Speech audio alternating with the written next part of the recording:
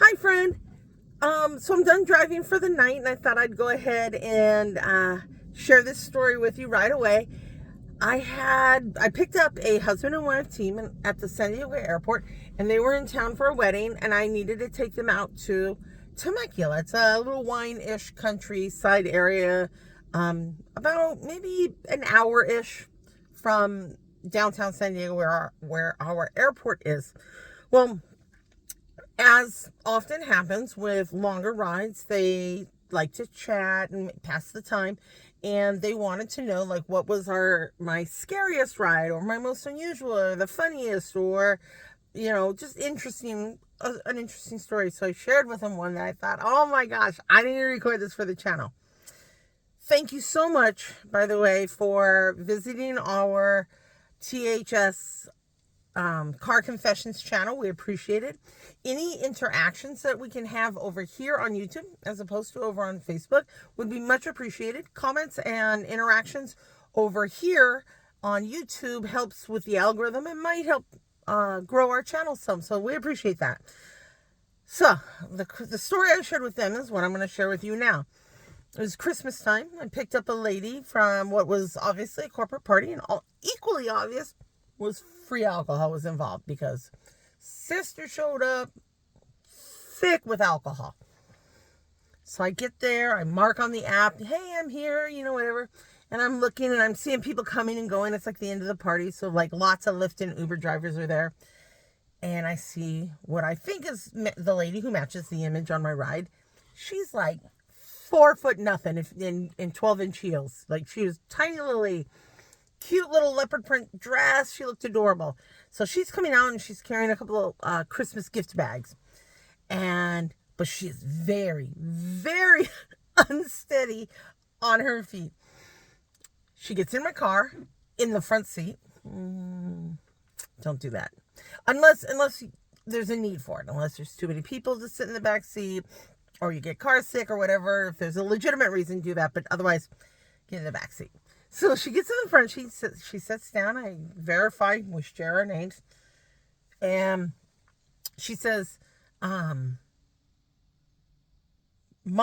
blurger boyfriend is such a R word. He's so embarrassing. He's such an R word that I can't believe I brought him here, and he's so embarrassing, and he's such an R word. Meanwhile, all that is sprinkled with flurgen, blurgen, glurgen, blurgen, blurgen, blurgen, blurgen. And so I'm like, every time she says the R word, I'm like, I said out loud, I don't think you can say that anymore. I don't think that's really appropriate. Because it was a word we used growing up. Society used it, but we don't really use it anymore because it's not appropriate.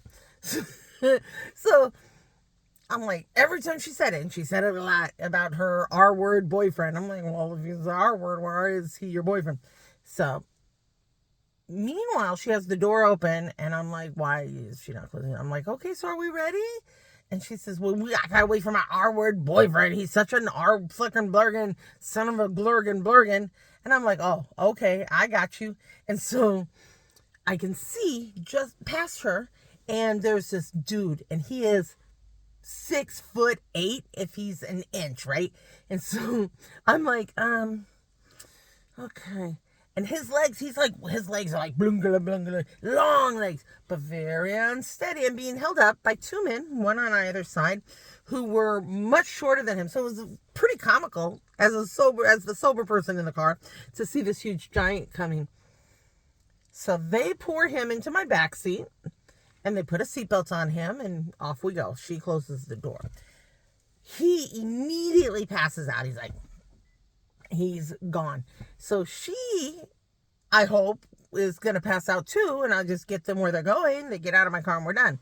Nope. She wants to chat. And what she wants to chat about is her R-word, blurgen boyfriend. He's such a blurgen. I can't believe he embarrassed me like that with the blurgen. He's such a R-word, bligger. And I'm like, wow, that's a lot of blurgen. And every time she said the R word, like the whole word, I'm like, I don't think you can say that anymore. And she just like, as if I said no words at all. Like, I'm like, you can't say that anymore. It's not really appropriate, and on and on. It's, at a certain point, it got to be funny to me. Like, I was kind of like poking. Like, you're not supposed to say that. Anyway, so we get to where we're going. We get to her house. And for those who are locals, they lived in, up in above USD in the Linda Vista area. And so she gets out and she turns to me and she's like stumbling her way out of the car with her bags. She goes, hang on, just a minute. I'm gonna hang on just a minute. I'm gonna go into the house and I'm gonna put these bags and take these Blurgen shoes off. And then I'll come get this Blurgen R-word Blurgen boyfriend of mine. Okay.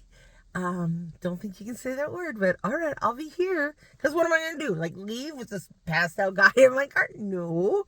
So off she goes. And all I could think of was, please, don't sit down on the couch or something and fall asleep. Like, she was that drunk.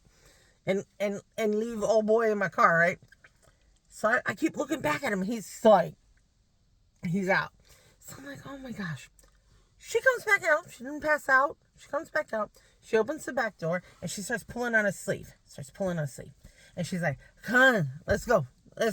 Get out of the car. Come on, let's go. You Blurgen, R-word, Blurgen. Let's go. And y'all, she must have said, let's go, I don't know, 100 times in 45 seconds. And I'm just, meanwhile, looking back, I've already, got an assignment to go pick somebody else up. And I'm just like, these people need to go and sleep it off. They have enjoyed their Christmas party. They got their gifts. They need to go take a nappy nap. And he's not waking up. And finally, he does like this. He's just like, he kind of looks around. And meanwhile, she's like, let's go. Pulling at his shirt. Let's go. And he says like this, he goes, let's go.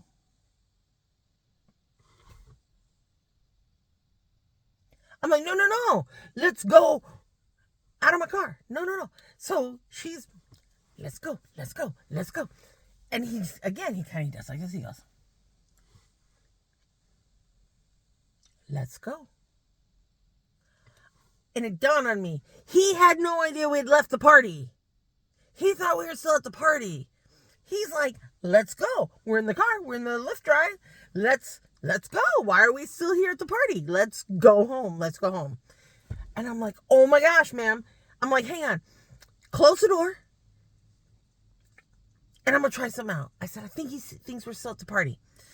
So she closes the door. I put my car in gear, kind of forward, and I do a real big herky-jerky. He herky-jerkies. And I'm like, okay, we're here. Dude leans over, undoes the seatbelt, opens the door, and leaves. Thought we were still at the party. I herky-jerkied the car. We must have traveled in those 14 seconds all the way from the party all the way to their house in Linda Vista. The party was near SeaWorld-ish and on the bay. And their house was in Linda Vista. And between closing the door and me herking the jerk in the car, not even 14 seconds, 7 seconds. He was like, oh, time travel. Star Trek is real. And he gets click, and he opens the door and gets out and walks in the house. Gets better. I'm at about the 10-minute mark. Please stick with me for a little bit more. They get out, and I drive to my next ride, which is at University of San Diego. I'm picking up 4 college students. 3 sat in the back seat, 1 sat in the front seat. And again, for those who are local, I was taking them further south. So I went from Linda Vista to USD, down the hill to USD, and then over to Barrio Logan. I was dropping them at a place in Barrio Logan. So for those who are not from here, maybe a 12 minute ride from where I picked the kids up to where I was dropping them off at. And the kids, when I pick them up, they get in the car, and the girl in the front seat's like, wow, we noticed that you weren't moving. Was there something wrong with your car? Was there something, going on? I said, well, and I shared with the story. They were rolling. They were laughing so hard. So then the girl in the front seat says, oh, can I just put your cell phone in the middle console area? I said, no, my cell phone is in the mount where it belongs. Let me see what you got there. And I pulled it out of the middle console area.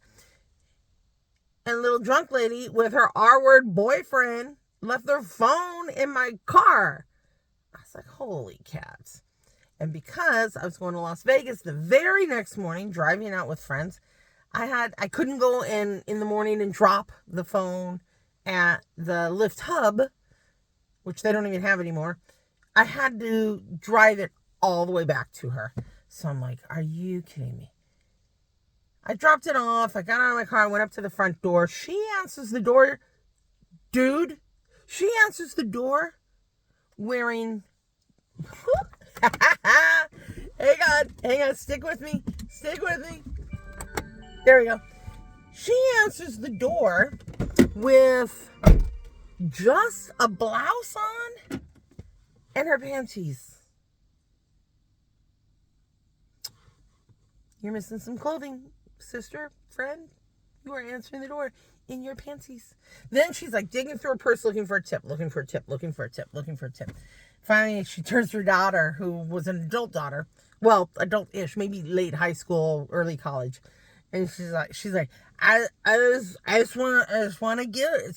Where's the $20? Where's the $20 bill? And so finally, the daughter helped and gave me the $20, and she already had her phone back. But yeah, I'm like, you need some clothes on. And the guy, all I can, when he was like, let's go. I just it kills me every time. Thank you for sticking with me. We're like the 13-minute mark now. I appreciate your patience and the light going out of my car. Mary and I both, we really appreciate your watching these videos. Please share them with friends. Comment and like within the YouTube app proper or the website proper. That really would help us a lot, and we appreciate it a lot. Have a good one.